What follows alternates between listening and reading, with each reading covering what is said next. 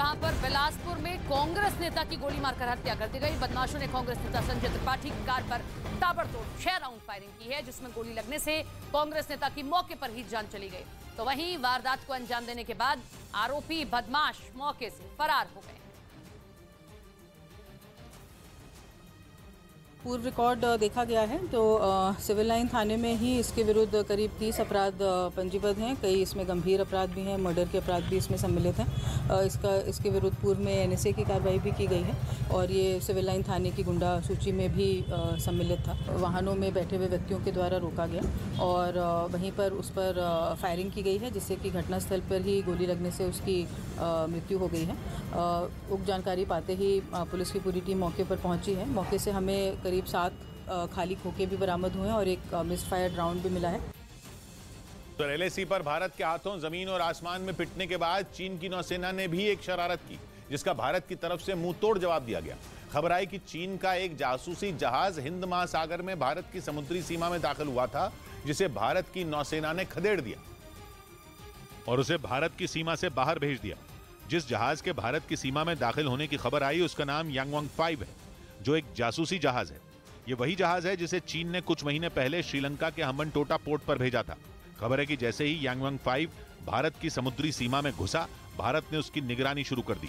लंबी दूरी के ड्रोन और निगरानी में इस्तेमाल होने वाले छोटे जहाज भी काम पर लगा दिए गए। पहले तो इसकी निगरानी की गई, उसके बाद भारतीय नौसेना ने इस जहाज को खदेड़ दिया। चीन दावा करता है कि उसके इस जहाज का इस्तेमाल केवल रिसर्च के लिए किया जाता है, लेकिन हकीकत यह है कि चीन का यह जहाज सैटेलाइट तक की निगरानी करने में सक्षम है। अपने इस जहाज के जरिए चीन किसी बैलिस्टिक मिसाइल की निगरानी भी कर सकता है। इसीलिए जब चीन के हम्बनटोटा पोर्ट पर यह जहाज अगस्त में पहुंचा था, उस वक्त भी भारत ने कड़ा एतराज जताया था। लेकिन बिना किसी कार्यक्रम के भारत की समुद्री सीमा में दाखिल होना शक पैदा करने वाला है। समुद्री घुसपैठ उस वक्त हुई जब तवांग में चीन की सेना ने घुसपैठ की कोशिश की। उसी वक्त 2 बड़ी घटनाएं हुई। चीन की फौज के ड्रोन भारत की एयर स्पेस में दाखिल हुए और उसी वक्त चीन का जहाज समुद्री सीमा में घुसा। हालांकि जल, नभ और थल तीनों मोर्चों पर भारत ने चीन को मुंह तोड़ जवाब दिया, लेकिन अब तीनों घटनाओं को जोड़कर देखा जा रहा है।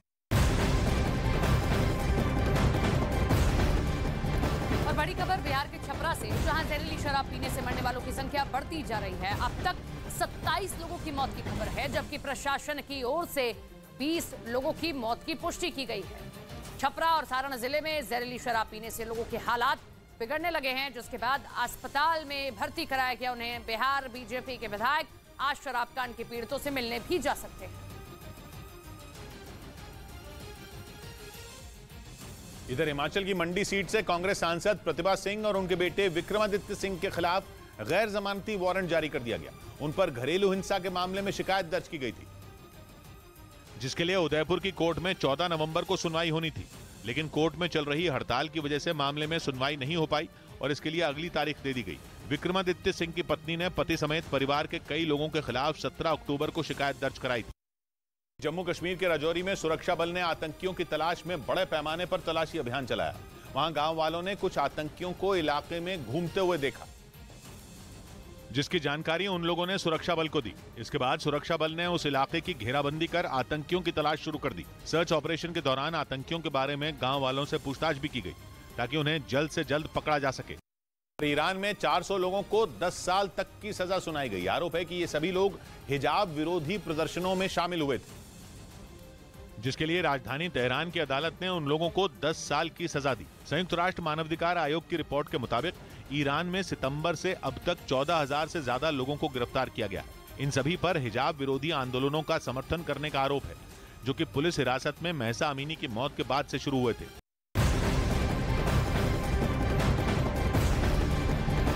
खबर कतर से, जहां पर फीफा फुटबॉल वर्ल्ड कप पर मौजूदा चैंपियन फ्रांस लगातार दूसरी बार वर्ल्ड कप के फाइनल में पहुंच गया है। देर रात खेले गए दूसरे सेमीफाइनल में फ्रांस ने मोरक्को को 2-0 से हराकर फाइनल में एंट्री कर ली और इसी के साथ अफ्रीकी टीम मोरक्को का पहली बार फाइनल में पहुंचने का सपना भी यहां टूट गया। अब 18 दिसंबर को होने वाले खिताबी मुकाबले में फ्रांस की टक्कर मेसी की कप्तानी वाली अर्जेंटीना की टीम से होगी।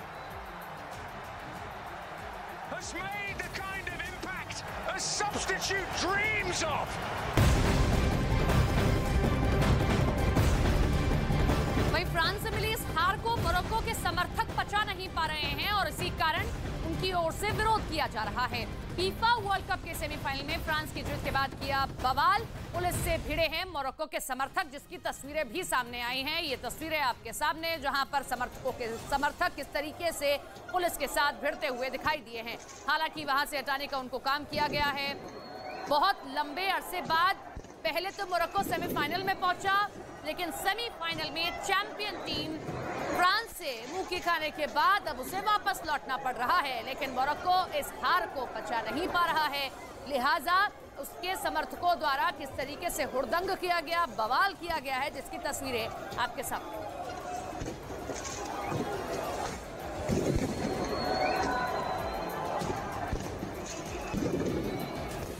तेलंगाना के सीएम केसीआर की पार्टी बीआरएस का दिल्ली में दफ्तर बनाया गया, जिसके उद्घाटन पर अखिलेश यादव समेत विपक्ष के कई नेता पहुंचे। लेकिन कांग्रेस ने बीआरएस को बीजेपी की ही बी टीम बता दिया। 2024 के चुनाव से पहले विपक्ष की फूट एक बार फिर साफ हो गई।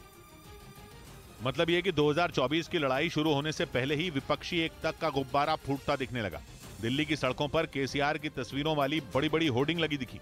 2024 के चुनाव के लिए केसीआर ने अपना एजेंडा भी तय कर लिया।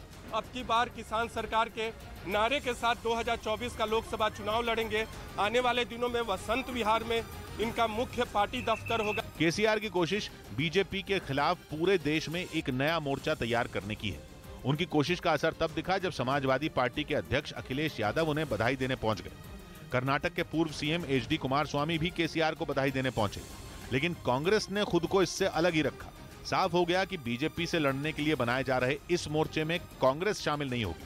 यानी विपक्ष का ये दांव भी 2024 में बीजेपी के लिए ही फायदेमंद साबित हो सकता है, क्योंकि एक ऐसा मोर्चा बनेगा जिसमें कांग्रेस के शामिल होने के आसार नहीं दिखते। कांग्रेस ने यह तक आरोप लगा दिया कि यह नया मोर्चा खुद प्रधानमंत्री की सलाह पर बनाया गया, ताकि विपक्ष के वोटों का बंटवारा किया जा सके। केसीआर के इस कदम पर कांग्रेस बुरी तरह झुंझलाई दिखी। आज जो हुआ वो मोदी जी की सलाह पे एक बीआरएस बन गया। ये बीआरएस थोड़े दिनों में वीआरएस होने वाला है, वॉलंटरी रिटायरमेंट स्कीम। केसीआर के नए मोर्चे को पीएम पद पर उनकी दावेदारी की तरह देखा जा रहा है। एक दिन पहले ही बिहार के सीएम नीतीश कुमार का नाम भी पीएम उम्मीदवारों में शामिल हुआ है। उन्होंने बिहार के 2025 के चुनाव के लिए महागठबंधन का उम्मीदवार तेजस्वी यादव को बनाने का ऐलान किया था। यानी खुद वो लोकसभा की लड़ाई में जा रहे हैं। कांग्रेस नेता राहुल गांधी पहले से भारत जोड़ो यात्रा निकालकर अपनी दावेदारी मजबूत करने में लगे हैं। विपक्ष से टीएमसी की दूरी के पीछे भी ममता बनर्जी की दावेदारी को ही वजह माना जाता है। आम आदमी पार्टी भी 2024 में नरेंद्र मोदी से सीधी लड़ाई अरविंद केजरीवाल की बता रही है। मतलब ये कि विपक्ष में पीएम पद के दावेदारों की फहरिस्त लंबी होती जा रही है, जिसका सीधा फायदा 2024 में बीजेपी को ही मिलेगा। यूपी के नोएडा में पुलिस ने चाइनीज लोन ऐप से लोन लेने वालों से अवैध रूप से वसूली करने वाले गिरोह का पर्दाफाश किया है। पुलिस ने 12 आरोपियों को गिरफ्तार किया है।